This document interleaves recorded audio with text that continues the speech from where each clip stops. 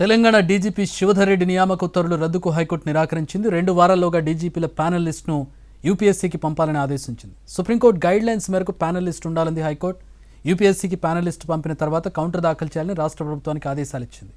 తదుపరి విచారణ వచ్చే నెల 20కి వాయిదా వేసింది. తెలంగాణ డీజీపీ శివధర్ రెడ్డి నియామక ఉత్తర్వులు రద్దుకు హైకోర్టు నిరాకరించింది. పూర్తి వివరాలు మా ప్రతినిధి శర్మ అందిస్తారు. శర్మ,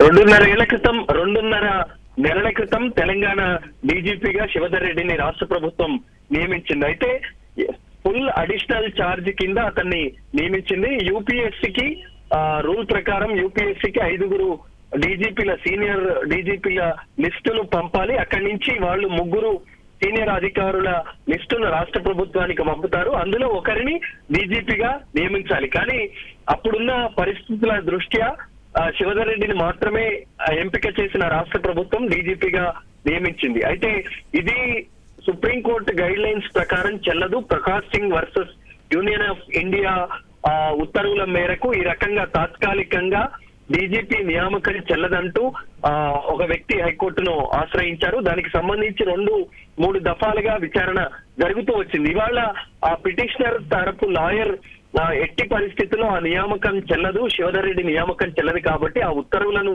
రద్దు చేయాలని ఆయన పదే హైకోర్టును అభ్యర్థించారు. కానీ హైకోర్టు దీనికి అంగీకరించలేదు. ఆ నియామక రద్దు ఉత్తర్వులను రద్దు చేయలేమని, కానీ 2 వారాల్లోగా యూపీఎస్సీకి 5 డీజీపీలతో ఉన్నటువంటి లిస్టును పంపాలని ఆదేశించింది. అంటే ప్యానల్ లిస్ట్ పంపాల్సి ఉంటుంది కాబట్టి ఆ ప్యానల్ లిస్టును పంపాలి. అది 2 వారాల్లోగా క్లియర్ చేయాలి. ఆ ప్రాసెస్ అన్నది కంప్లీట్ చేయాలని ఆదేశించింది.